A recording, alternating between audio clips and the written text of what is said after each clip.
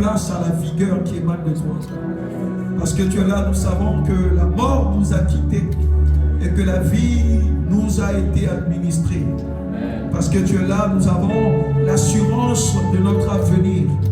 Parce que nos vies sont entre tes mains, nous n'avons aucune inquiétude, Seigneur. Parce que tu es avec nous, nous ne promenons aucun regard inquiet. Parce que tu es avec nous, nos cœurs ne se troublent point. Parce que tu es avec nous, nous n'avons aucune inquiétude dans nos cœurs. Parce que nous voyons les oiseaux, les lits des champs. Et nous voyons combien ces oiseaux sont somptueusement bien habillés. Seigneur, nous voyons combien ces oiseaux sont sapés, comme nous le disons dans notre langage. Cependant, ils n'ont pas de couturier. Leur couturier par excellence, c'est toi. Si tu l'as fait pour eux, à plus forte raison, nous, tes enfants qui avons ta nature et ton essence, Seigneur. Éternel, ces oiseaux descendent, ne mangent, Seigneur, ils ne sèment ni ne moissonnent. Mais la Bible nous révèle, Éternel, qu'ils ne sont jamais à court de nourriture. Parce que tu leur donnes, Éternel, d'avoir leur subsistance au moment indiqué. Si tu le fais pour eux, à plus forte raison, nous qui avons ton essence, ta nature, nous qui avons des fonctionnalités, Seigneur, et nous qui vivons, Éternel, à ton image et à ta ressemblance, nous te bénissons pour cette grâce immense que tu nous as faite, cette grâce qui a été faite aux humains que nous sommes, mais avec la grâce dont les anges n'ont pas pu bénéficier. Seigneur, tu as pourvu pour nous en rédemption. Les anges n'ont pas la rédemption, mais tu as pourvu en nous, pour nous en grâce. Mais Seigneur, ils ne sont pas graciés. Quel honneur, quel bonheur et quel privilège, Seigneur, de t'avoir. Merci infiniment pour ta bonté manifestée à notre endroit. Encore ce soir, notre cœur est dans la joie. Encore ce soir, Seigneur, nos vies sont dans l'allégresse. Encore ce soir, nous sommes éternels dans la liesse parce que notre Seigneur est là. Notre Abba Père est là. Abba Père est là. Abba Père est là. Et nous n'avons aucun souci, aucune inquiétude parce que tu es là avec nous, Seigneur. Merci pour ton esprit. Merci pour tes promesses qui sont oui et amen. Merci pour tes paroles qui n'essouent jamais. Parce que tu n'es pas un homme pour mentir, ni le fils d'un homme pour te repentir. Ce que ta bouche a dit, ta main l'accomplit toujours et certainement. Merci pour la vie de mon frère. Merci pour la vie de ma soeur. Merci pour la vie de chacun d'entre nous en ce lieu. Nous savons que nous sommes dans ton écosystème. Nous ne pouvons jamais retourner tel que nous sommes venus. Ta présence n'est pas un lieu physique. Ta présence est une atmosphère. Ta présence est un écosystème divin. Et nous croyons que qu'importe la manière dont nous sommes venus, qu'importe la méthode, qu'importe le protocole que nous avons suivi pour entrer en ce lieu, nous ressortirons d'ici changés et transformés à la gloire de ton nom. Dans le nom de Jésus, nous te célébrons ce soir.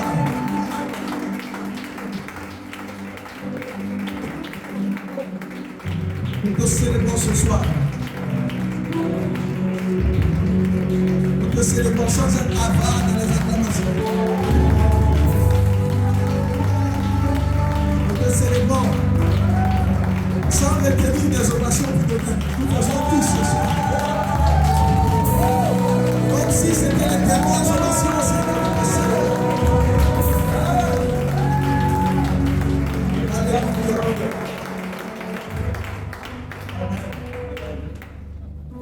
Est-ce qu'on peut occuper des places de devant, s'il vous plaît? Je vais demander à ceux qui sont de venir juste devant.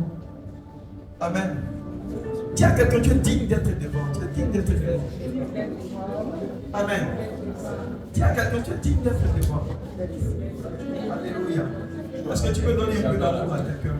Donne un peu d'amour à quelqu'un. Amen. Ça ne te coûtera rien. Ça te coûtera juste un sourire. Donne un peu d'amour à quelqu'un. Alléluia. Amen. Donne un peu d'amour à quelqu'un. Ah, merci Jésus. Ah, merci Jésus.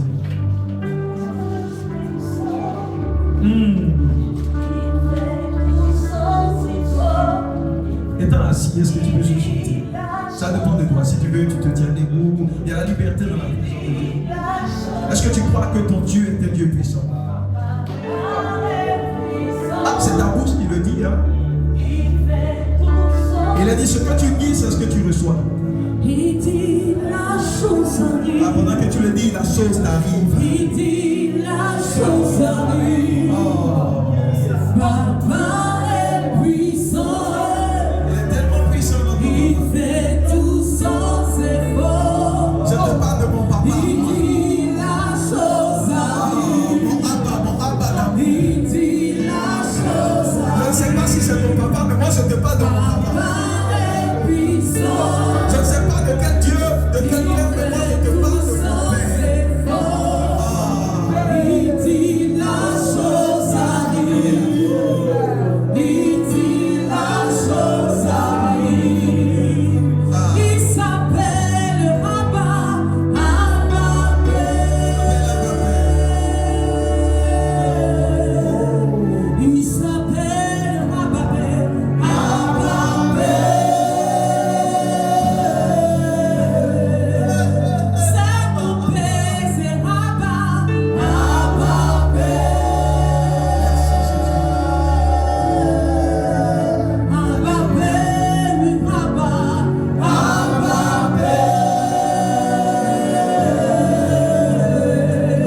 Nous déclarons Abba, Abba Père. Merci Seigneur. Abba Père, c'est toi, Abba Père. Amen. Mon papa est puissant, Ah. il fait tout sans effort. Il dit la chose. Quand il déclare, la chose arrive. C'est ce qui fait ta particularité là-bas. Quand il ordonne, la chose Les arrive. hommes peuvent dire de ne pas accomplir, mais quand Mon on pense papa est puissant, le sauveur il fait tout sans effort. sans effort. Quand il déclare, la chose arrive. Merci Jésus. Quand il attend, elle existe. Merci Jésus. Abba Père, ici toi. Merci Seigneur.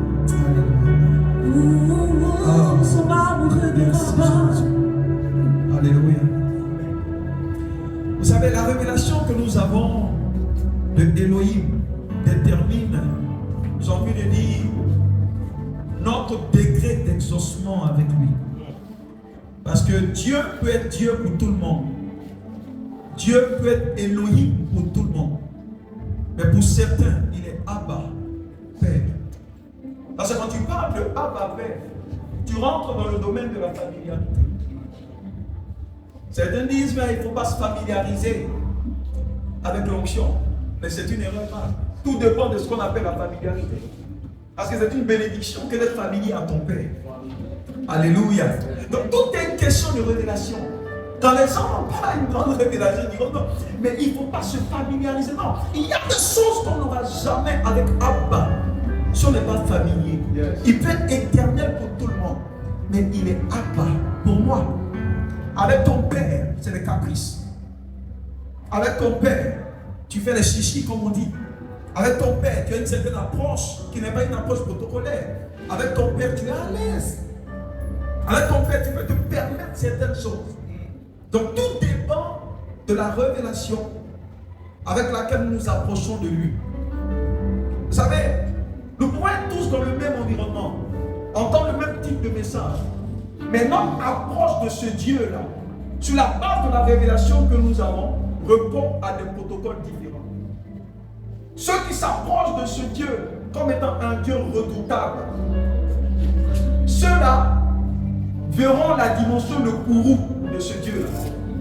Mais ceux qui s'approchent de lui comme étant Dieu, c'est vrai qu'il est Dieu, mais ils maintiennent une distance un peu trop éloignée. Pourquoi Jésus nous révèle le Père? Jésus nous révèle le Père pour réduire la distance. Parce que la relation qui existe entre un serviteur et son maître est différente de cette relation qu'il y a entre un père et son fils. Donc Jésus dit, la dimension du Père est trop éloignée. Dieu veut être pour nous un Père. Alléluia. C'est pourquoi Paul dit que vous avez reçu l'esprit d'adoption. par lequel vous avez la possibilité de dire, vous aussi, Abba, Père. Quand je prie, je ne m'adresse jamais à Dieu. Quand je prie, je m'adresse à Abba, Père. Parce que m'adresser à Dieu peut être beaucoup plus compliqué que m'adresser au Père.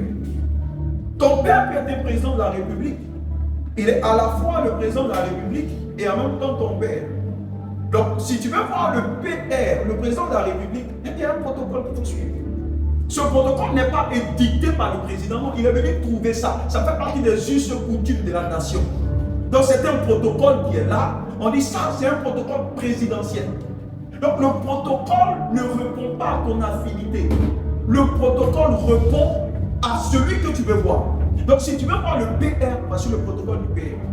Par contre, si tu veux voir ton père, il y a un autre protocole pour cela. Alléluia. Donc, sachez vous approcher de cette entité exceptionnelle qui est notre Abba. Parce que votre degré d'exaucement dépend aussi du protocole que vous suivez. Alléluia. Quand tu rentres dans le domaine de Dieu, tu ne peux pas fonctionner comme un fils.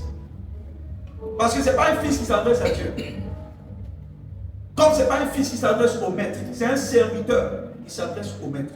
Un fils s'adresse à son père. Donc il y a un protocole pour tout. De même que le physique est rigoureux en termes de protocole. Je parlais avec l'ancien bras. On parlait un peu de tout ce qui est protocole. Et je me suis rendu compte que le manque de compréhension d'un protocole peut créer un incident diplomatique. Parfois, on entend des choses à la télé. Voilà, certaines réalités qui se passent entre nations, simplement parce que tel devait venir comme ça, il n'est pas venu comme ça. Imaginez si le physique même ne badine pas avec le protocole. Imaginez combien le monde spirituel est beaucoup plus sévère et rigoureux que notre monde physique. Donc le protocole est super important. Il y a des gens qui ne reçoivent pas juste parce que le protocole suivi est incorrect. Alléluia. Le monde spirituel est très délicat. Et c'est un monde qui n'a pas de sentiments. C'est un monde qui répond à des règles. Regardez ce qui s'est passé avec les anges. Les anges opèrent à partir d'un monde spirituel. Et dans ce monde spirituel, à cause de la dimension de l'éternité qui fait partie de leur temps, il n'y a pas de rédemption à leur niveau. C'est pas Dieu peut pardonner aux hommes et il ne peut pas pardonner aux anges. Pourquoi? Parce qu'ils ont commis leur erreur dans l'éternité. Et tout ce que tu commets dans l'éternité a une durée éternelle. Donc il n'y a pas de possibilité de rédemption. Alors que dans notre monde, parce que nous sommes dans un chronos, dans un temps qui part d'un point A à un point B, il y a la possibilité, parce que ce temps est circonscrit par Dieu. Donc comprenez que le monde spirituel est un monde qui ne badine pas en ce qui concerne le respect des principes. Alléluia. C'est un monde qui ne badine pas. Et nous devons apprendre pour être efficients et pour marcher comme Dieu voudrait que nous puissions marcher. Dans le nom de Jésus-Christ. Nous bénissons le Seigneur pour la vie de chacun d'entre nous. Ce soir, l'Esprit a mis à mon cœur de développer ce thème intitulé le principe de la séparation. Nous allons peut-être le développer sur plusieurs jeudis, mais les thèmes vont changer. Et vous allez comprendre combien c'est important pour nous de parler de ce principe. Le mot séparation, c'est le même mot que sainteté de Dieu. Comme s'ils étaient dans la révélation, le cantique qu'elles ont chanté pour m'introduire, c'était il est saint. Alléluia. Comme pour dire que Dieu ne fait rien au hasard. Et il est important pour nous de comprendre la sainteté de Dieu. Parce que nous avons eu une conception un peu traditionnelle du mot saint, qui fait que quand on parle de sainteté, automatiquement, tout le monde est... Non. Le mot sainteté veut dire une chose simple. La sainteté de Dieu, c'est tout ce qui est en rapport avec la beauté de Dieu. Parce que l'idée qui découle du mot saint, c'est un peu comme comment on dit ça, quelqu'un qui peint les tableaux et qui finit de peindre le tableau Et puis le tableau est tellement beau que tout le monde est, j'ai envie de dire, tout le monde est admiratif face à ce beau tableau. Donc quand on parle de sainteté de Dieu, ce qu'on révèle ici, c'est tout ce qui fait la beauté de Dieu. C'est pourquoi, regardez ce qui s'est passé. En Ésaïe chapitre 6, ça a été le prophète Ésaïe qui a eu la grâce de voir une portion de la civilisation qui se passe autour du trône. Sans l'apôtre l'a vu en Apocalypse chapitre 4. C'est lui d'ailleurs qui nous a révélé beaucoup de choses qui s'est passées autour du trône. Mais Ésaïe, ce prophète majeur, a eu la grâce d'avoir accès à cette sainteté. La Bible dit quand le roi Osias est mort, c'est là qu'il a vu la gloire de Dieu. Et pendant qu'il a vu la gloire de Dieu, il a été épris de peur. Parce que quand tu vois la gloire de Dieu, ce à quoi cette gloire te renvoie automatiquement. C'est-à-dire quand tu vois la gloire de Dieu, cette gloire-là t'indique automatiquement tes faiblesses. Celui qui voit la gloire de Dieu, ce que cette gloire lui renvoie à sa personne, c'est que cette gloire expose ses faiblesses. C'est pas après avoir vu la gloire de Dieu, la Bible dit qu'il a pris peur. Et il a dit, mais malheur à moi, parce que j'ai vu l'Éternel. Certainement, il se disait que la mort était déjà la prochaine étape. Et nous savons tout ce qui s'est passé après. Je vais lire Ésaïe 6, des versets 1 à 3, et nous allons voir un peu ce récit. Et pendant quelques minutes, nous allons développer, parler un peu de cette notion de la sainteté. Ésaïe 6, verset 1 à 3 dit, l'année de la mort du roi Osias, c'est le prophète Ésaïe qui parle. Il dit, je vis le Seigneur assis sur un trône. Je précise que nous sommes au chapitre 6 du livre d'Ésaïe. Ça veut dire qu'il a eu le temps d'écrire le chapitre 1. Il a eu le temps d'écrire le chapitre 2. Il a eu le temps d'écrire le chapitre 3, le chapitre 4 et le chapitre 5. Et à l'entame du chapitre 6, il commence par une information capitale pour nous. Il dit, c'est à la mort du roi Osias que je vis le Seigneur assis sur un trône très élevé. Et les pans de sa robe remplissaient le temple. Donc c'est Ésaïe qui nous explique que là où il y a un temple qui appartient au Seigneur, sa robe, le pan de sa robe, couvre tout le temple, comme pour dire que ce temple fait partie de son patrimoine. Et le verset 2 dit, des séraphins se tenaient au-dessus de lui, parlant du trône de Dieu. Ils avaient chacun 6 ailes, 2 dont ils se couvraient la face, 2 dont ils se couvraient les pieds, et 2 dont ils se servaient pour voler. Ils criaient l'un à l'autre et disaient, Saint, Saint, Saint est l'Éternel des armées.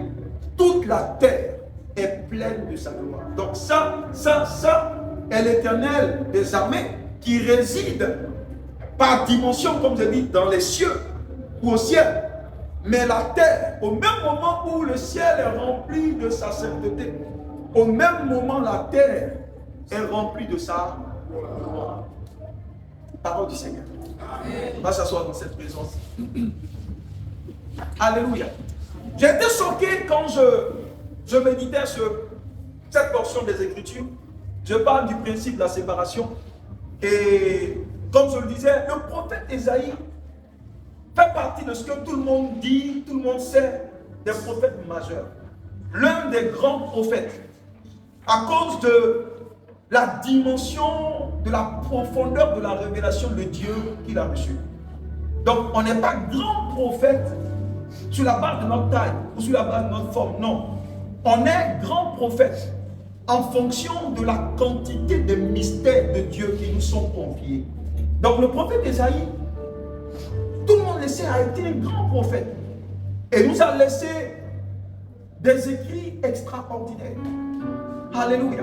Et en Ésaïe chapitre 6, il nous dit qu'à la mort du roi Osias, c'est alors que lui, Ésaïe, a pu voir la gloire de Dieu. J'étais un peu surpris. Ce monsieur qui a vu la gloire de Dieu, au chapitre 6, voir la gloire de Dieu, c'est voir une dimension de Dieu. Il a vu cette gloire au chapitre 6. Et quand vous lisez, il dit, c'est à la mort du roi Osias que je vis le Seigneur Parce que celui qui voit la gloire de Dieu, c'est le Seigneur qui voit. Parce que le Seigneur est dans sa gloire. Alléluia. Alors que ce monsieur avait commencé à prophétiser depuis le chapitre 1, depuis le chapitre 2, depuis le chapitre 3, depuis le chapitre 4 et le chapitre 5. Mais c'est au chapitre 6 que lui, Esaïe, a vu la gloire de Dieu. Donc, avec quoi est-ce qu'il prophétisait au niveau des 5 chapitres précédents? C'est possible de prophétiser sans jamais avoir vu Dieu. C'est possible de faire des exploits sans jamais avoir rencontré Christ. C'est possible de faire des prodiges et signes sans jamais avoir rencontré le Dieu des signes. Donc c'est possible que quelqu'un puisse avoir des dons et fonctionner sur la base des dons sans jamais rencontrer le donateur. C'est ce qui s'est passé avec Esaïe. Et je vous assure que nous sommes dans un monde aujourd'hui où beaucoup opèrent avec les dons sans jamais avoir rencontré le donateur. C'est pourquoi le don ne fait pas de toi une personne qui a rencontré Dieu. Parce que la connaissance de Dieu, c'est autre chose. Et fonctionner avec les dons est une autre chose. Ce monsieur a prophétisé sur 5 chapitres. Et c'est au chapitre 6, après la mort du roi Osias, que lui, Esaïe, a vu la gloire de Dieu.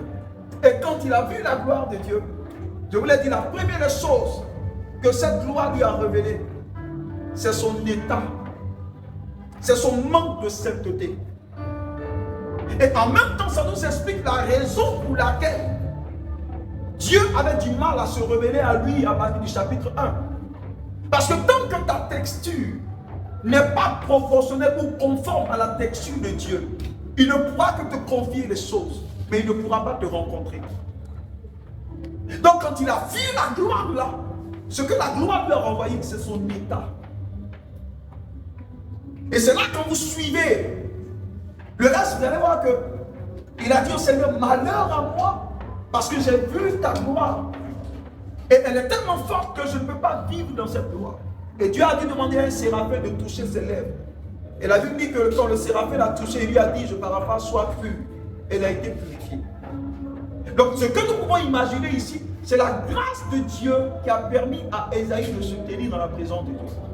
Mais il lui a révélé quelque chose parce qu'il a vu. Donc il ne pouvait pas voir Dieu à cause de l'état. Dieu est saint et personne ne peut le rencontrer sans manifester cette sainteté. Mais Dieu lui permet quand même de le voir. Mais en même temps, Dieu lui rappelle pourquoi les 5 chapitres précédents, je ne pouvais pas te rencontrer. C'est simplement parce que tu étais dans un état qui était tel que ma gloire ne pouvait pas venir. Donc je t'ai fait grâce à la mort du roi Osias, je t'ai permis de me voir. Pour que ce que tu vois en moi puisse te révéler ta nature. Alléluia. Et les séraphins étaient en train de chanter un cantique assez exceptionnel. Je crois qu'il a parlé au cœur d'Esaïe. Ce cantique-là disait saint. Parce que personne ne peut se tenir dans la présence de Dieu sans être émerveillé par l'ambiance qu'il y a autour du trône de Dieu. Personne ne peut se tenir dans l'atmosphère de Dieu sans être émerveillé par la civilisation qui entoure de la gloire de Dieu. Et comment il s'appelle? Jean a eu le temps de voir. Mais regardez tout ce qu'il a écrit en Apocalypse chapitre 4. C'était des merveilles. Il dit, moi, Jean, tout ce que j'ai vu était propre. Et lui aussi a parlé de la sainteté. Et Jean est allé un peu plus loin en Jean chapitre, en Apocalypse 4, verset 11. Il dit que Saint, Saint, Saint est l'Éternel des armées. Et lui, il va pour nous dire que nous avons été créés pour le plaisir de Dieu. Et c'est Jean qui nous révèle la raison pour laquelle nous on est créés. Pour le plaisir de Dieu. Mais les séraphins ne parlaient que de la sainteté de Dieu. Parce que Dieu est saint. Tu ne peux pas rencontrer ce Dieu-là sans connaître qui il est. Tu ne peux pas explorer le monde de Dieu sans avoir l'essence ou la nature de Dieu qui te permettent de naviguer dans ce monde. Mais il y a des réalités qu'on ne pourra jamais avoir tant qu'on ne se trouve pas dans l'ambiance de Dieu. Parce que de même que c'est lorsque Esaïe s'est trouvé dans la présence que les choses ont été ôtées de sa vie. C'est comme ça. Il y a forcément que nous devons le rencontrer dans certaines dimensions pour que notre vie puisse aller de l'avant. Dieu est saint. Et la sainteté de Dieu, comme je l'ai dit, c'est tout ce qui fait de Dieu Dieu. La sainteté de Dieu, c'est tout ce qui représente la beauté de Dieu. Quand vous lisez Romains chapitre 1, il est dit que les perfections invisibles de Dieu sont reflétées par les éléments de la nature. Quand on regarde les choses de la nature, nous pouvons voir une chose, Dieu est saint.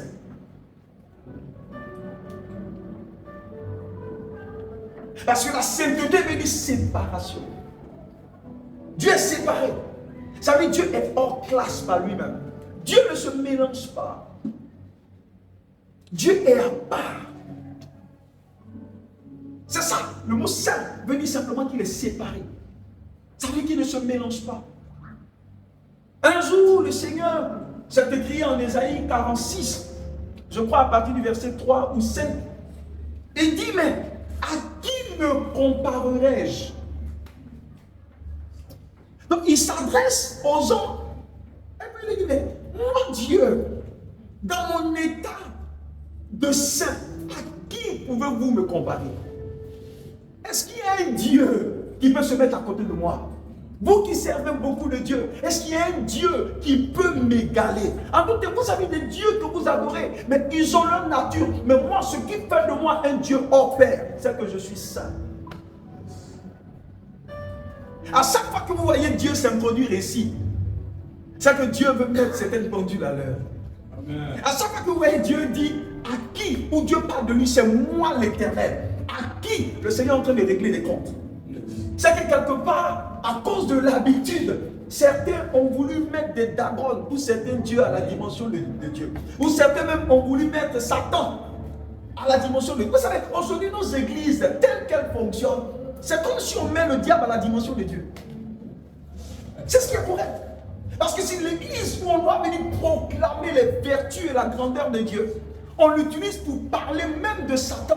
On est en train de dire que l'égal de Jésus, l'égal de Dieu, c'est Satan. Il dit, mais à qui me comparerai-je? Parce que même pour monter Satan hors du ciel, Dieu ne s'est pas déplacé. Pense-moi ça. Il a appelé un archange. Il a appelé Michael. Il dit, chasse-le. Mais pourquoi là où Dieu est, on donne beaucoup de temps au diable? C'est parce qu'on ne comprend pas la sainteté de Dieu. Il dit, à qui me comparerai-je? Qui pensez-vous que je suis? En d'autres termes, le ciel ne peut même pas me contenir. La terre est mon marchepied. Pas mes marchepieds, mais mon marchepied. Ça veut dire que quand je mets un pied sur la terre, il n'y a plus de place pour mettre le deuxième pied. Qu'est-ce que ça veut dire? Imaginez ce Dieu. Parce que même dans tes combats, ce qui te donne l'assurance, c'est la dimension de celui qui te sponsorise. Quand tu es petit, que tu dois aller quelque part, et tu sais que tu es un peu défavorisé, mais le fait de dire, mon grand frère est derrière moi, c'est parce que tu vois le gabarit de ton grand frère que tu es serré. Si tu me frappes, je dis à mon grand frère, si tu as un grand frère comme moi, tu es en paix. Mais c'est parce que tu vois un grand frère qui est costaud. Et ça fait assurance que tu le dis. Alléluia. Il dit, je fais du ciel mon trône. Et de la terre, mon marchepied. Ah, qui est ce Dieu-là? Tu peux prendre une semaine pour réfléchir seulement sur qui est ce Dieu. Et sort des Écritures qui parlent juste de lui. J'aime trop quand Dieu s'introduit. Dieu ne s'introduit pas beaucoup, mais à chaque fois qu'il dit, c'est moi l'Éternel, ça veut dire qu'il est en train de régler des comptes. Et pendant qu'il dit, c'est moi l'Éternel, ce n'est pas toi qui parles d'abord. Il parle aux entités derrière la scène de ta vie qui veulent confisquer ta vie parce qu'ils ne savent pas quel prix lui t'a eu. Donc il dit, mais c'est moi l'Éternel. Alléluia. Amen. Il est saint. Il ne le mélange pas. Il ne cohabite pas. Il ne colonise pas où il va. On peut le mettre par hasard dans la maison de Dagon. Mais après Dagon s'assoit pour dire, mais qui va chercher des histoires? Parce que ce n'est pas toutes les amitiés qui se font. Il est rentré dans la maison de Dagon. Il a montré à Dagon que la terre et tout ce qu'elle renferme lui appartient. Dagon, peut-être que ce temple, c'est ton nom qui est dessus. Mais je t'annonce que la terre sur laquelle ton temple est bâti m'appartient. C'est pas même Dagon est obligé de se prosterner. Parce qu'il y avait un homme là. Est-ce qu'avec quelqu'un vous dit, non. Est-ce qu'avec quelqu'un vous dit, non, laisse, non. Écoutez-moi bien. Le seul Dieu qui ne se défend pas, il s'appelle Elohim. Pas besoin de le défendre. Là où on était, voilà, il faut défendre leur prophète. Bon, moi je ne comprends pas. S'il est Dieu, il faut qu'il se défende. Charlie Hebdo, on a vu ce qui s'est passé. On ne défend pas Dieu. Tu veux la défendre qui? Il se défend lui-même. Nous n'avons pas un Dieu en papier. Nous avons un Dieu au-dessus de tous les dieux. Et il est le seul d'ailleurs qui mérite d'être appelé Dieu. Parce que le mot Dieu, ce n'est pas une appellation simple. Dans le mot Dieu, il y a toute une fonctionnalité. Un Dieu, c'est celui qui existe par lui-même. Dagon, c'est un homme qu'il a créé. À partir de quoi? À partir d'un matériel que Elohim a créé. Par les masques au village, ils ont été taillés à partir d'un matériel que Elohim a créé. Mais dites-moi, quelle est la matière première qui a servi à créer Elohim?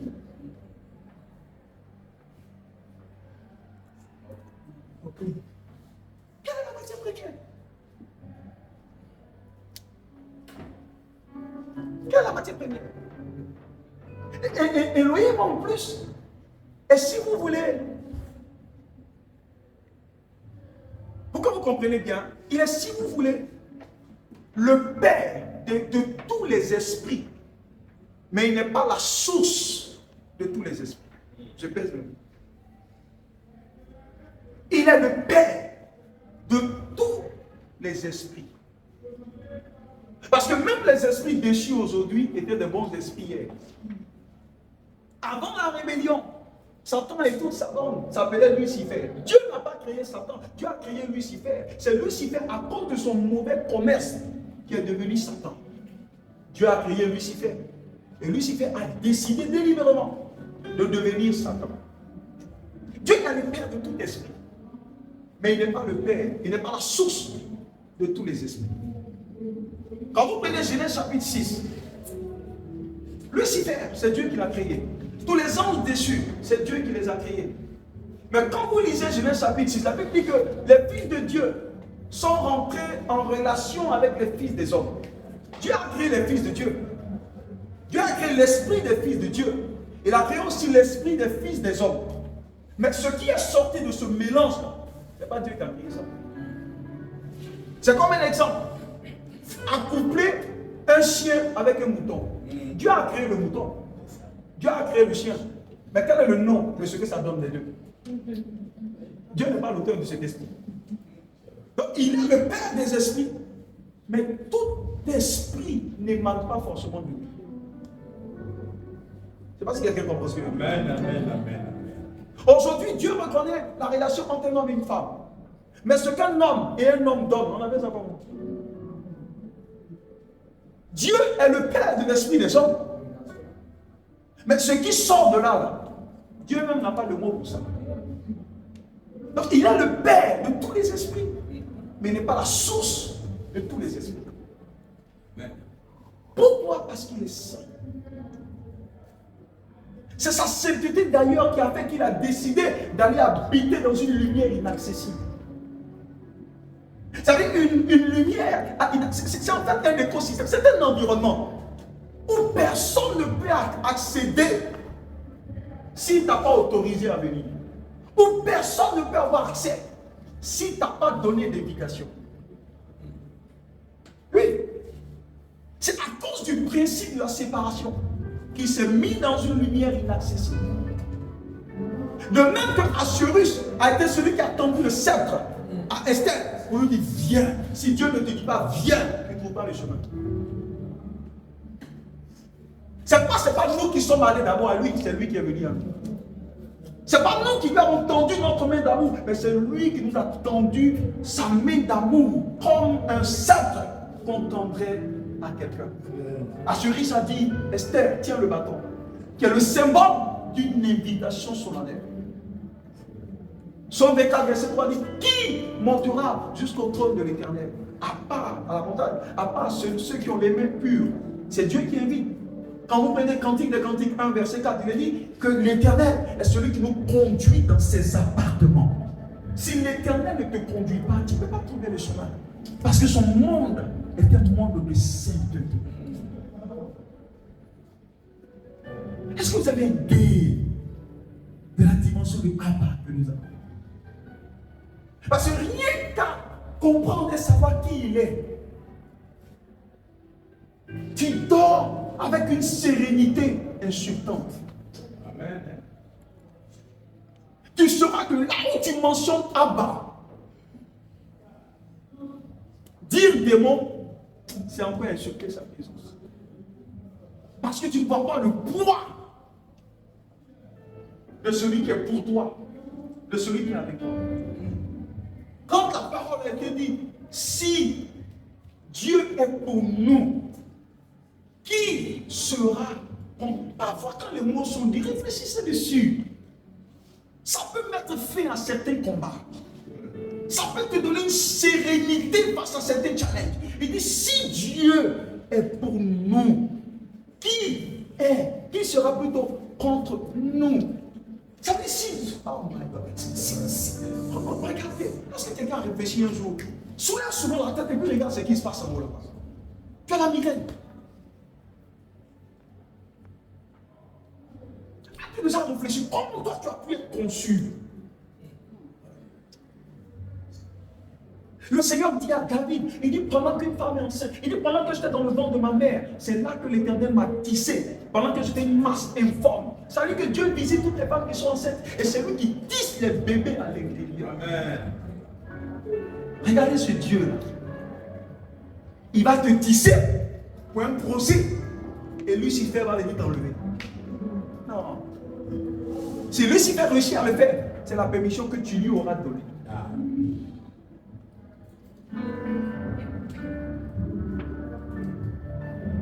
La sainteté de Dieu. Il n'y a pas en classe.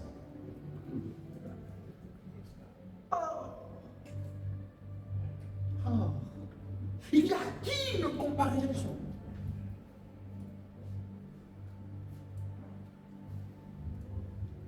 Prenez les récits de Paul. Vous savez pas que le nombre de temps qu'il a accordé au diable, enfin, il a donné juste quelques petites stratégies, ça et là.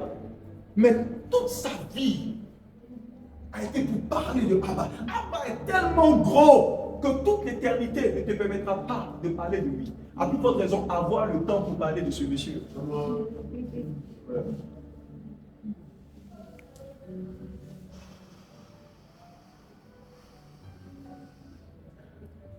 C'est ça.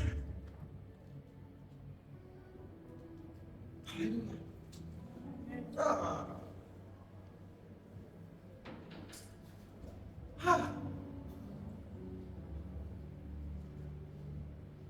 La dernière fois que j'ai combattu, je ne me souviens pas. Je vous assure, je suis pas en train de le dire. Pas que ça n'existe pas. Le combat, il existe. Enfin, il y a quand vous êtes perdu en Dieu, quel temps? La Bible dit que Enoch a marché avec Dieu au point où il a été enlevé. Vous savez, un homme peut marcher avec Dieu jusqu'à ce que quand on le regarde, on ne sait pas comment on le dissocie de Dieu. Parce qu'il s'est confondu avec Dieu. Et il y a des hommes qui combattent. Il y a des hommes qui ont atteint des dimensions où le combat s'est arrêté. Parce que pour combattre, il faut que l'adversaire le voie. Ça pas la même vie que votre vie est cachée en Christ et Christ est caché en Dieu. Ça veut dire pour t'avoir, la personne qui doit t'avoir ne commence pas par Christ, il commence par désirer Dieu. Et quand il finit de désirer Dieu, il va désirer Christ. Quand il finit de désirer Christ, c'est là qu'il peut t'avoir. C'est des révélations. C'est pas tout le monde qui combat. Alléluia. C'est pas tout le monde qui combat. Il y a des situations où tes combats, je vous ai dit, la Bible dit ceux qui ont de la foi peuvent commander à la montagne et dire à la montagne, ôte-toi de là et jette-toi dans la mer. Mais il y a des gens qui fonctionnent au-delà de la foi. Parce que la seule vie selon laquelle nous devons opérer, ce n'est pas seulement la foi. Il y a des gens qui vivent au-dessus de la foi. Ah oui? Parce qu'il y a une vie au-dessus de la foi. Parce que ceux qui sont à terre, c'est qu'il y a un problème de montagne. Mais celui qui est dans les cieux, il ne nie pas les montagnes. Mais les montagnes ne sont pas un problème pour lui. Yes. Donc c'est ta position sur l'échelle de la connaissance de Dieu qui définit ou détermine le type de combat ou d'adversaire que tu rencontres sur le chemin.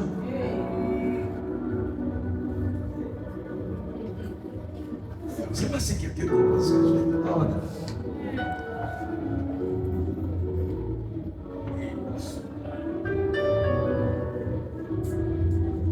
Un exemple simple.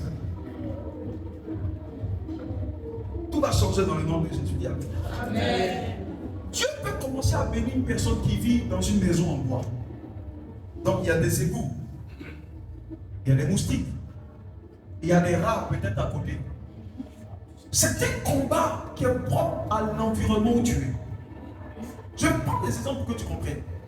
Donc quelqu'un qui utilise les dératisants ou quoi, ou comment vous les appelez, les moustiques et autres, quand il monte à un niveau qu'il arrive par exemple au Maroc, il aura peut-être pour combattre les moustiques, mais les rats, il n'y en a plus.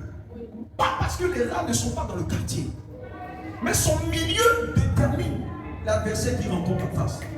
Maintenant, ceux qui arrivent à un autre niveau supérieur quelque part, pas forcément à Kourodi, mais ici à Yobouba, aux millionnaires ici.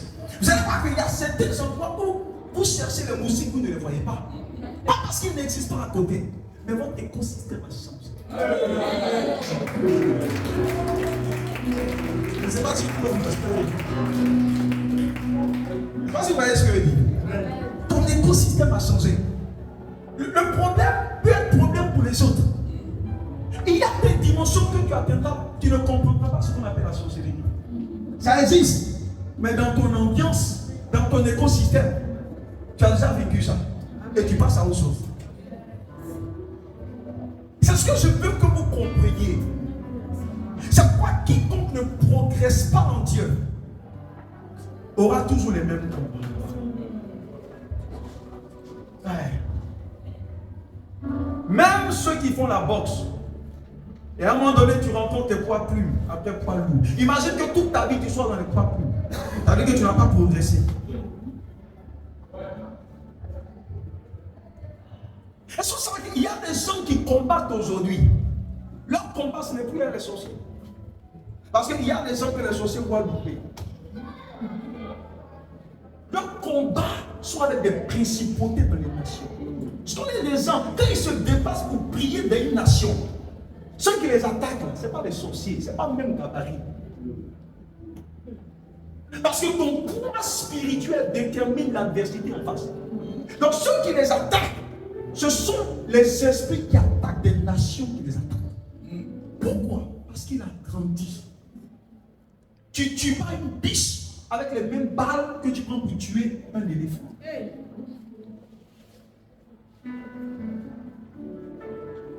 Alléluia.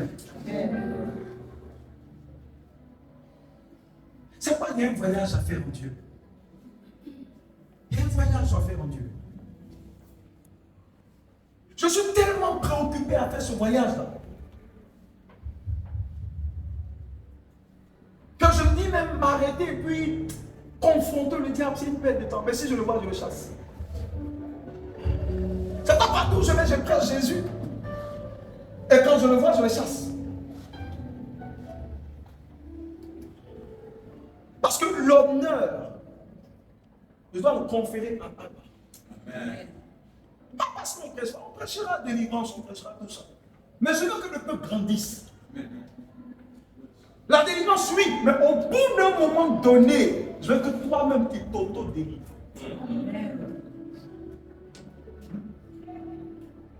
C'est ça le challenge. Donc nous allons commencer par la délivrance. Mais après, tu devras nous délivrer toi aussi. Dis amen à ça. Tu devras pouvoir délivrer quelqu'un d'autre. Parce que la vie est une progression. Non, tu es trop immense. Alléluia.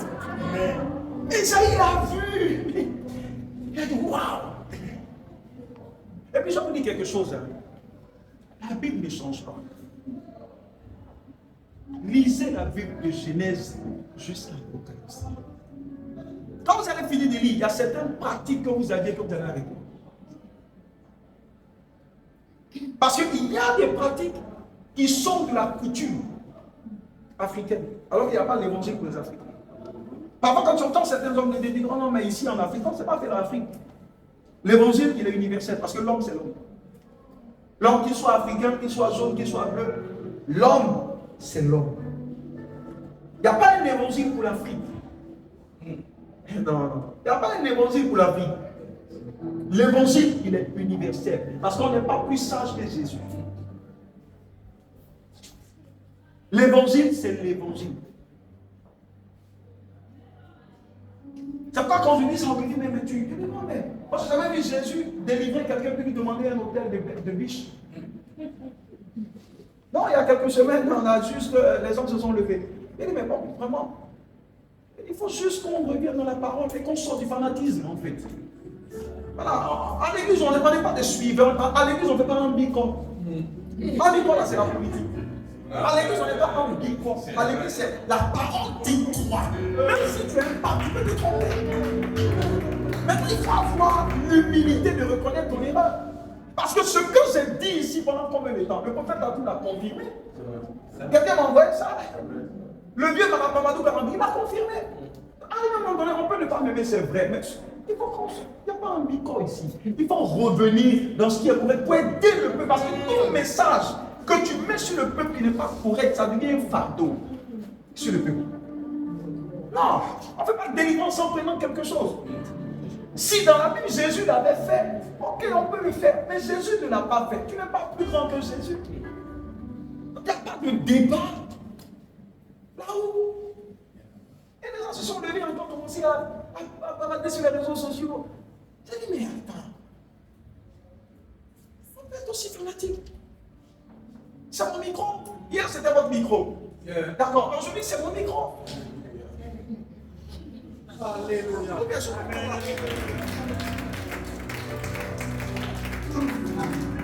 que je veux dire aux gens, c'est que on veut aider, c'est ça le but. Je l'ai dit. Ton apport à l'église est une bénédiction pour l'œuvre de Dieu. Amen. Mais ton apport n'est pas pour t'administrer une délivrance, c'est pas correct. La femme qui perdait le sang durant 12 ans, est-ce que les Écritures disent qu'elle a donné quelque chose à Jésus? Bartimée, qu'est-ce qu'il a donné à Jésus? Rien. La femme qui avait une bosse pendant 18 ans, elle n'a rien donné.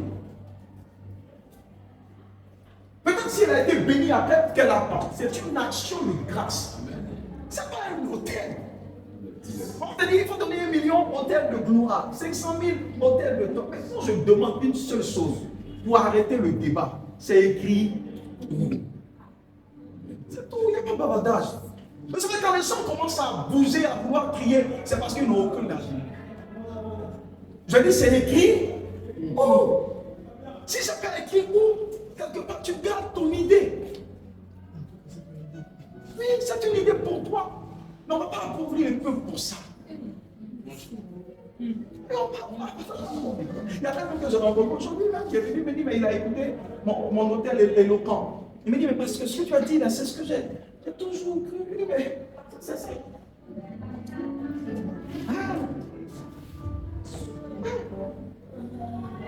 Je dis, mais bon, il faut.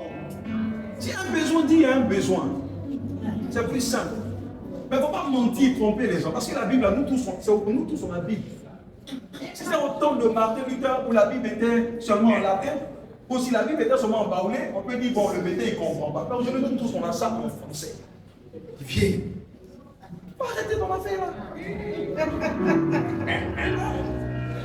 Parce que tout le monde entend. Nous, on parle, mais même les jeunes critiquent ça. Les jeunes pasteurs, ils critiquent ça. Ça fait honte. Donc, personne ne doit vous rencontrer ou lui donner quelque chose pour que vous puissiez avoir quelque chose. Dès que vous voyez ça, c'est un imposteur, c'est un menteur. Alléluia. Donc, c'est pourquoi vous devez connaître les Écritures pour être en paix. Alléluia. Vous devez donner tout ce que vous voulez à Dieu pour que l'œuvre avance. Mais ce n'est pas un préalable prérequis pour que Dieu vous bénisse. Alléluia. Parce que tout ça fait partie de la sainteté de Dieu. Vous savez, ce que Dieu n'a pas dit, quand tu rajoutes, ça devient un problème. Je vous ai dit pourquoi et comment Adam a fait chuter Ève. Pourquoi Dieu a accusé Adam? Parce que c'est Adam qui a déconné. Ce n'est pas lui qui a mangé, mais il n'a pas donné la bonne information. Dieu a dit que tu ne mangeras pas. Il a dit que tu ne toucheras pas. Parce que quand tu dis à quelqu'un, Dieu te dit tu ne mangeras pas. Toi tu rajoutes, Dieu dit tu ne manges pas et puis tu ne touches pas. Donc le jour où elle s'amuse et puis elle touche, et bien après qu'elle meurt, elle va dire ah, mais si on n'a pas dit si elle touche, elle mourir. Mais depuis elle touche, ça fait 2 ans, 3 ans, 4 ans, je ne mets pas. Donc si un est faux, c'est que le deuxième aussi est faux. C'est comme ça qu'elle aussi. Elle dit mais hier, c'est qu'il a dit là, c'était faux. Donc aujourd'hui, il a dit elle mourir. Donc Dieu lui a dit, mais tu as rajouté. Le rajout de Dieu dans la parole de Dieu est le mal des hommes. La Bible dit que rien ne soit rajouté, que rien ne soit retranché. On ne peut pas rajouter. On ne peut pas rajouter. Faites très attention à ce niveau, ne rajoutez pas. Et ne retranchez pas. Parce que chaque parole que vous retranchez, vous n'avez plus la parole de Dieu. Vous avez la parole de Dieu moins.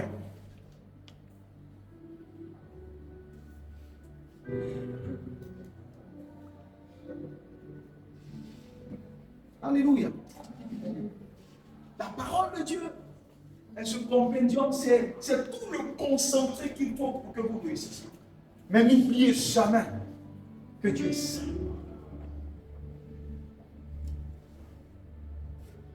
Il est hors classe.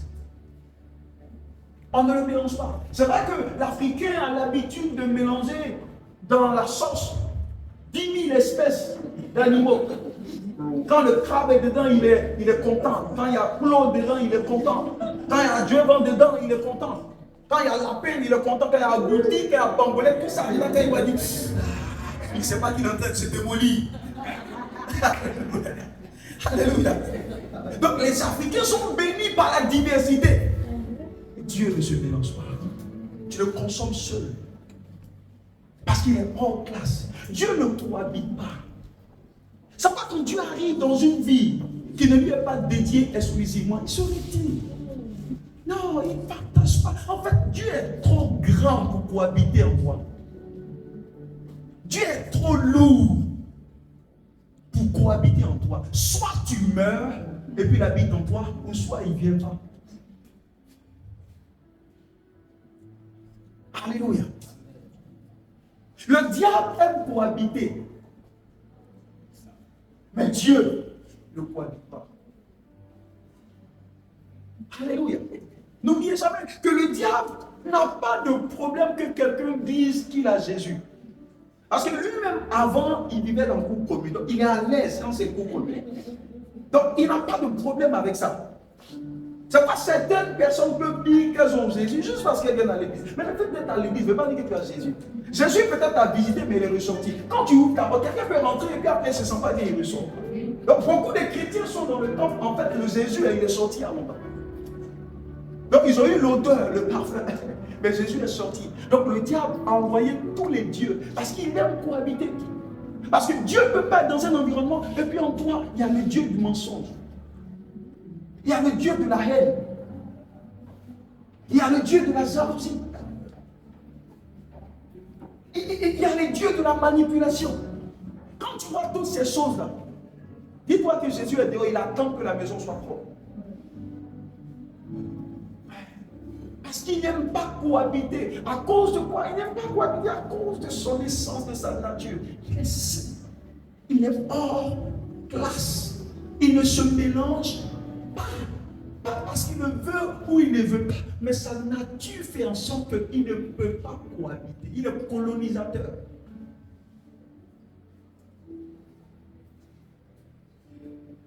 Alléluia. Donc quand tu vois les frères qui n'ont pas d'amour, Christ les a visités et les ressortis. Parce que quand Christ te rencontre, il y a un parfait qui sort. C'est l'amour. La première des choses pour tester de la présence du Dieu qui est en une personne, le plus souvent c'est par la manifestation. Parce que Jésus a pour odeur l'amour. C'est pourquoi Paul dit, quel que soit ce que tu auras fait ou atteint comme performance dans la vie, si tu n'as pas d'amour, il dit tu es comme une cymbale qui retentit. Donc tu ne peux pas avoir la nature de Jésus et avoir les œuvres de Satan. Ce n'est pas possible. Jésus a dit, je dis, mais vous dites que Abraham est votre père. Mais regardez vos œuvres. Parce que par vos œuvres, on connaît vos origines. Je vous assure que quand je vois certaines attitudes dans la chrétienté, ça me donne d'être beaucoup compatissant. Et ça me donne de comprendre qu'il y a encore du travail. Et je comprends pourquoi Christ tarde. Et regardez ce que le Seigneur dit. Il dit, lorsque le Fils viendra sur la terre, il n'a pas dit, est-ce qu'il trouvera encore la puissance? Il n'a pas dit, est-ce qu'il trouvera encore certaines choses? Il dit, est-ce qu'il trouvera encore la foi? La foi rime toujours avec l'amour. Parce qu'il n'y a pas de foi sans amour.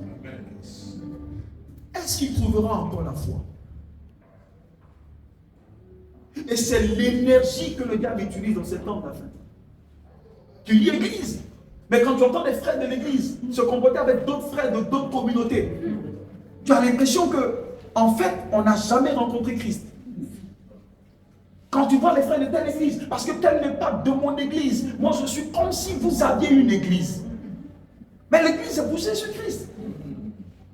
Le jour où l'église en Côte d'Ivoire comprendra que nous sommes dans la même famille et que quelqu'un peut finir son culte et s'il voit que son voisin a un programme, il peut dire au peuple, allons on va s'asseoir là-bas pour écouter, pour aider, pour soutenir, parce que c'est le même royaume.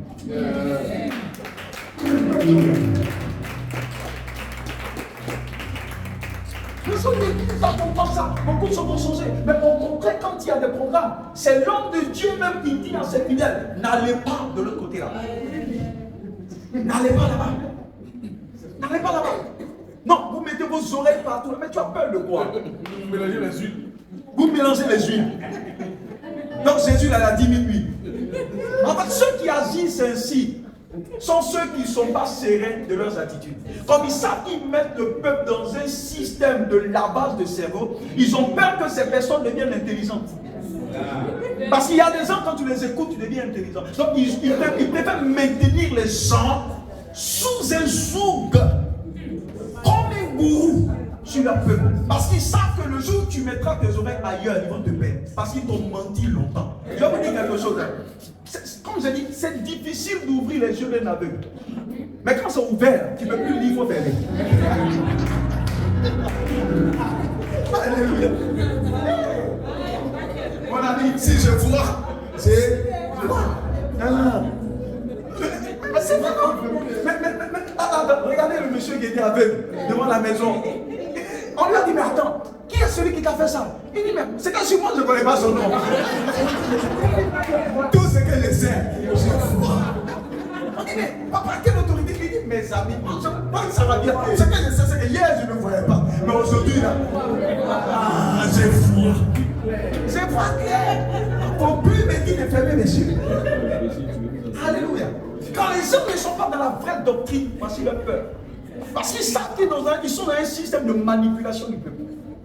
Et en Côte d'Ivoire, c'est rempli. C'est rempli de manipulateurs. Non, ça pérule. Parce que moi, après les enseignements que je vous donne, vous pouvez écouter tous les jours de Dieu que vous voulez. Je vous encourage même à les écouter pour vous perfectionner. Vous savez pourquoi? Parce que le Seigneur a établi 5 ministères. Il a parlé de pasteur, il a parlé d'apôtre, il a parlé de prophète. Écoutez, si je suis dans un appel, je ne peux pas accomplir l'autre appel. Donc le jour où Maman Kakou a programme, il faut partir là-bas. Amen.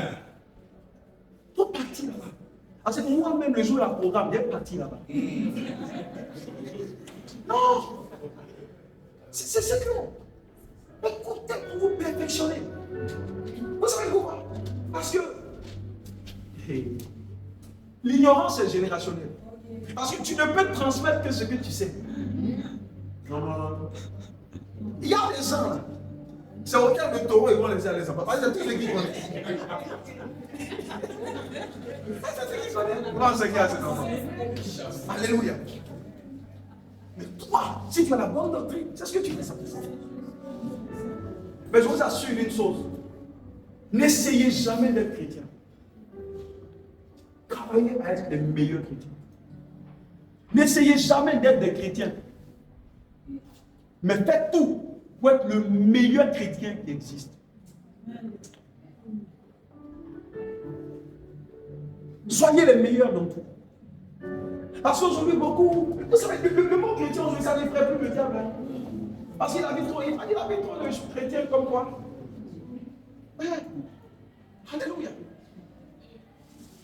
Mais Dieu est exclusif. Il est saint, ça veut dire qu'il est séparé. Il peut y avoir plusieurs chrétiens, mais tu dois être séparé. Alors qu'on arrive sur toi, on comprend que tu n'es pas comme tout le monde. Quand tu n'es pas comme tout le monde, tu fatigues tout le monde. Tu fatigues tout le monde.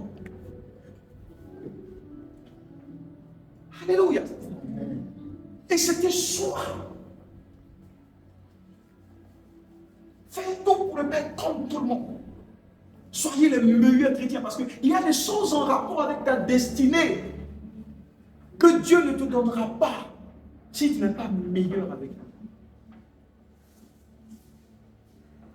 Au temps de Marie, il y avait plusieurs jeunes filles que les parents préparaient. Parce que chaque famille voulait avoir l'honneur de voir le Christ naître parmi ses filles. Parce qu'ils avaient la capacité de lire les temps et les circonstances. Isaka était là, ils avaient la possibilité de discerner les temps et les circonstances. Donc on leur a dit de manière vague que le Messie doit naître dans telle période. Donc chaque père, chaque famille, ce serait une grâce pour nous de recevoir la vérité. Donc chacun préparait sa fille pour que Dieu les regarde d'une certaine manière, pour que la grâce les localise. C'est pas quand l'ange apparaît, l'ange dit: oh Marie, tu as eu tellement de grâce. Pas que tu es pleine de grâce, mais la grâce t'a localisé, quoi. C'est ça l'idée. Pourquoi la grâce te localise? Il y en avait beaucoup que Dieu pouvait utiliser aussi. C'est pas parce que tu es parfaite que toi on t'a utilisé. C'est juste la grâce. Alléluia. Donc ça veut dire que la grâce est intervenue, mais la grâce aussi peut s'attirer. Marie aussi était dans une certaine disposition. Elle a vécu d'une certaine manière pour rencontrer la gloire de Dieu. Vivez chrétien et faites la différence. Donc faites la différence. Qu'on vous trouve radicaux. Moi j'aime qu'on m'appelle, qu'on me dise je suis, mais dans tous les cas, moi-même hier, là, j'étais là-bas. Si Jésus ne me prenait pas, j'allais être moutardi. Et radical. Il faut être radical quelque part. Alléluia. S'il me prenait, je serais, peut-être qu'actuellement, il y a un ceinture ici. Alléluia. Bon nuit. Amen. Mais Jésus m'a appris là. Je veux bien faire. Et c'est mon bienfait là qui m'a envoyé ici. On peut gâter mon nom dans tout. On ne peut pas gâter mon nom. On cherche, on ne gagne pas. Parce que si on avait trouvé, Jésus m'a aidé. Parce que les éléments qui sont là, si on avait trouvé un décamage. Assis les gars, mais on cherche, on ne trouve pas. Parce que Jésus nous a aidés. Et tout ce que je fais, il faut qu'on le fasse bien. Alléluia. Tout ce que tu fais, s'il te plaît, fais-le bien. faire le bien. Il y a de grandes choses qui arrivent. Vous n'avez pas idée de ce qui arrive. Vous n'avez pas idée de ce que le Seigneur prépare. Vous n'avez pas idée de ce qu'il va accomplir. Vous n'avez pas idée du soupir de Dieu. Vous savez, il y a des choses que Dieu veut faire. Ce n'est pas parce qu'il ne peut pas faire, mais à cause de notre disposition, il ne sait pas comment il fait. Parce que tout ce que Dieu fait répond à un protocole. Dieu veut te confier des choses extraordinaires pour bouleverser ton monde. Mais quand il arrive, le diable trouve quelque chose à lui dire.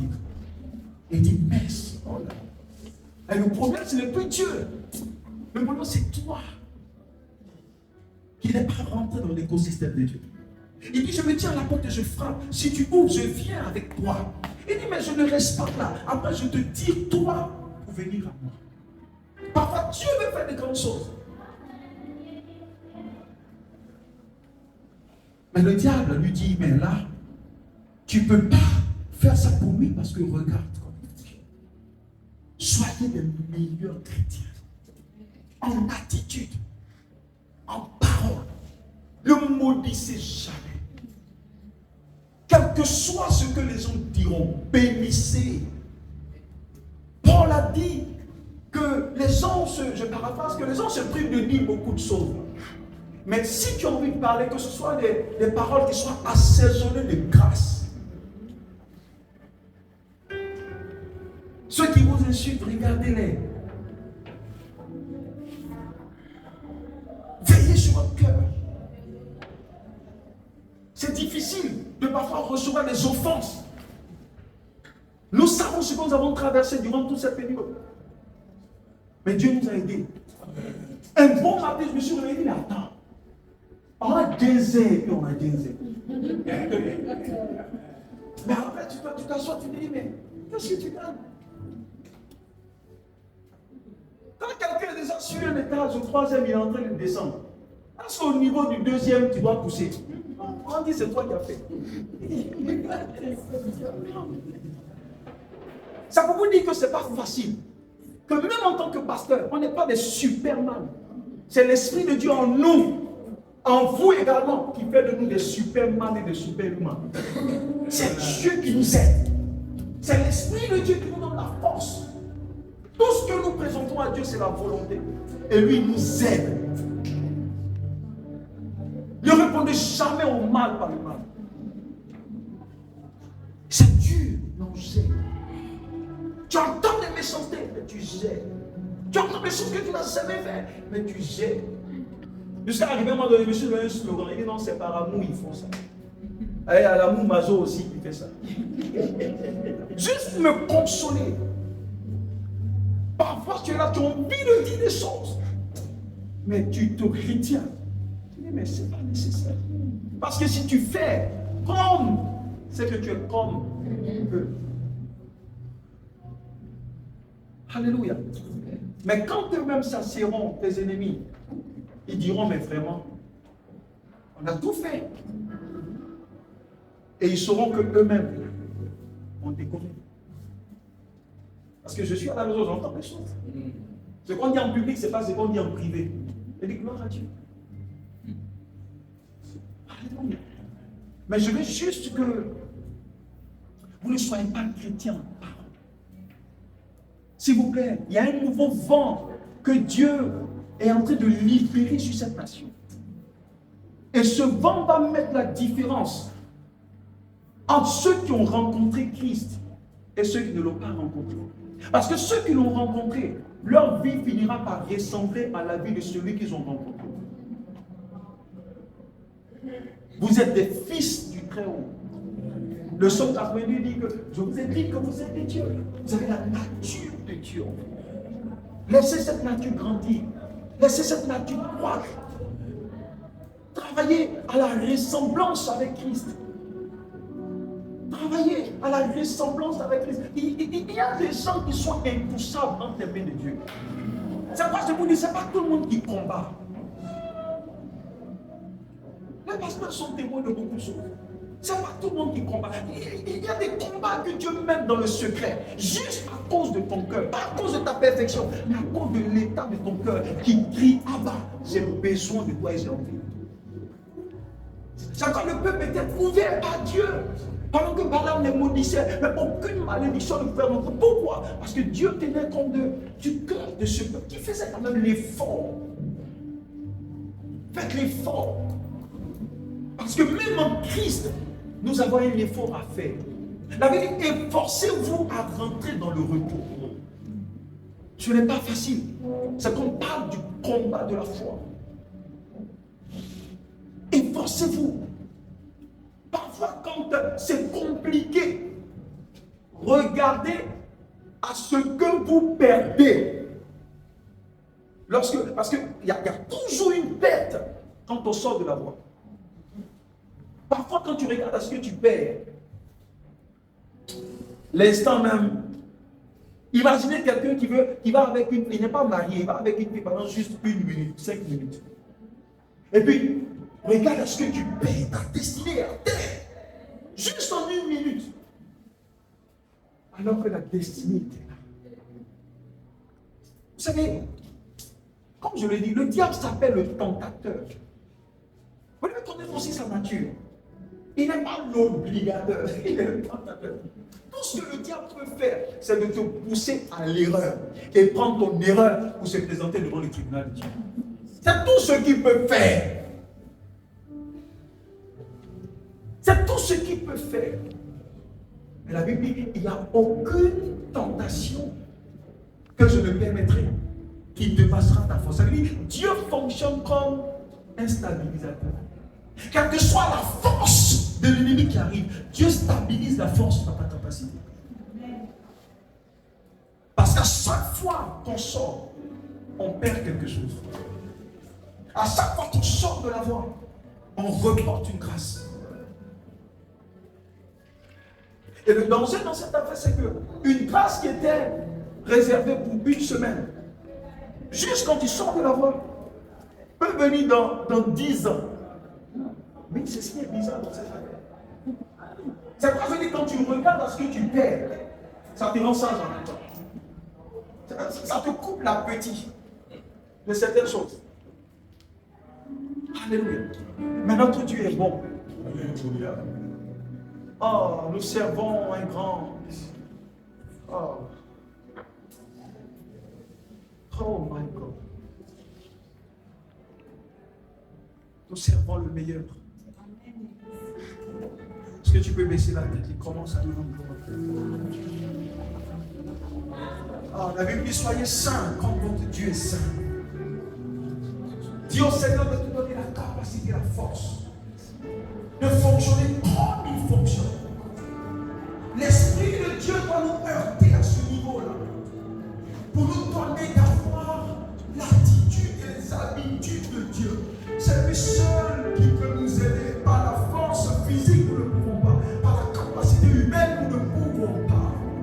C'est par l'Esprit de Dieu que la capacité nous est donnée. C'est par l'Esprit de Dieu que la capacité nous est conférée. C'est par l'Esprit de Dieu. Oh, merci Seigneur. Oh, merci Seigneur. Ah, Dieu se consomme seul. Dieu se consomme seul. Merci Seigneur. Merci Jésus. Merci Saint-Esprit. Alléluia. Écoute ceci, je vais terminer par ça. Tu devras à la maison prier pour ça, prie pour cette sainteté-là. Parce que Dieu nous donne ce que nous demandons. Ésaïe 6, verset 3 dit, Saint, Saint, Saint est l'Éternel. Que la terre soit remplie de sa gloire. Regardez, quand tu entends Saint, Saint, Saint est l'Éternel des armées, normalement, de cette sainteté que les chérubins, plutôt que les séraphins, ont vu dans la présence de Dieu, dans l'écosystème de Dieu, si une réalité doit être déversée sur la terre, cette réalité doit avoir la même texture que ce qu'ils ont vu. Ils ont dit Saint, Saint, Saint. Pour moi, ils allaient dire que la terre soit remplie de sa sainteté. Mais il dit Saint, Saint, Saint est l'Éternel. Que la terre soit remplie de sa gloire. Ça veut dire que l'origine de la gloire de Dieu, c'est sa sainteté. Dans la gloire, il y a la victoire. Dans la gloire, il y a tout ce que vous pouvez imaginer de grand. Mais les Écritures disent que toutes ces réalités-là ont pour source l'écosystème de sainteté que nous manifestons. C'est pourquoi le tarmac à partir duquel la vie de Dieu nous est administrée et conservée, c'est le tarmac de la sainteté. Ça sent l'Éternel des armes. Que la terre soit remplie de sa gloire. C'est de la sainteté de Dieu que la gloire de Dieu est relâchée sur la terre.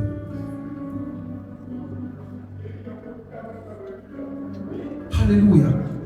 C'est de la sainteté de Dieu qui émane la gloire. Ça veut dire tout ce que Dieu nous donnera de meilleur, d'excellent, Dieu le puisera dans cette atmosphère de sainteté que nous avons cultivée avec lui. Et il est avec toi. Il veut accomplir de grandes choses. Dieu ne viendra jamais dans ta vie pour laisser ta vie au même niveau. Non. C'est pas quand il vient dans ton quotidien, mais l'objectif, ce n'est pas de te laisser dans ton quotidien, c'est de te tirer pour que tu puisses rentrer dans son quotidien. Je me tiens devant la porte de ton cœur et je frappe. Si tu ouvres, je rentrerai et je te trouverai dans ta pauvreté. Après, je te tirerai de ta pauvreté pour que tu rentres dans ma richesse. Dieu ne te laissera jamais dans la situation dans laquelle il t'a trouvé. C'est pas quand Bartimée l'a rencontré, il a rencontré Bartimée dans sa maladie, mais après il a tiré Bartimée jusque dans sa guérison. Il a rencontré cette femme qui perdait le sang durant 12 ans, il a trouvé dans sa maladie, mais après il a tiré pour la faire rentrer dans sa guérison. Il a rencontré cette dame également qui était bossue durant 18 ans. Lorsqu'il a rencontré dans cet état, la Bible dit qu'il a tiré cette dame en lui, et en lui il n'y a que la guérison. Partout où il te trouve, je ne sais pas là où tu es ce soir, mais il te trouve là maintenant. Et à partir de là, il te tire jusque dans sa présence. Dans sa présence, il y a la gloire. Dans sa présence, il y a la faveur. Dans sa présence, il y a la guérison. Dans sa présence, il y a le déblocage. Dans sa présence, il y a sa faveur. Il ne te laissera jamais dans cet état. Quelles que soient les forces qui te manquent, il te tire juste à lui. Quelles que soient les forces que tu n'as pas, il te tire juste à lui. Il te trouve dans un état où c'est compliqué l'enfantement. Quand il te tire dans son écosystème, ce lieu devient un lieu où celle qu'on appelle stérile est celle qui a au moins 7. Je vois ton jardin refleurir. Je vois ton désert refleurir parce que Allah te rencontre ce soir. Il te rencontre ce soir. Il te rencontre ce soir. Et il ne te laisse pas dans cette même position. Il est avec toi. Ne l'oublie jamais. Ne l'oublie jamais. Sa présence en toi ne sera jamais spectaculaire forcément. Sa présence en toi doit émaner de la conviction, de la conscience que tu as de sa présence. Parce que le Seigneur a dit que le royaume de Dieu ne viendra pas de sorte à frapper les yeux. Mais le royaume, personne ne dira il est ici ou il est ici. Mais le royaume est au milieu de vous. Le royaume est en vous. Tu héberges l'agent du royaume de Dieu. Et tu es le royaume toi-même. Parce qu'il est en toi. Ah, regarde, tes impossibilités ont changé ce soir. De l'impossibilité, tu rentres dans la possibilité. Ce que tu n'avais pas ce soir, tu l'as dans les meilleurs amen. Ce que tu n'avais pas ce soir, tu l'as dans les meilleurs amen. Ce que tu n'avais pas ce soir, tu l'as dans les meilleurs amen. Dans le nom puissant de Jésus, est-ce que tu peux célébrer le Dieu de la sainteté? Célèbre le Dieu de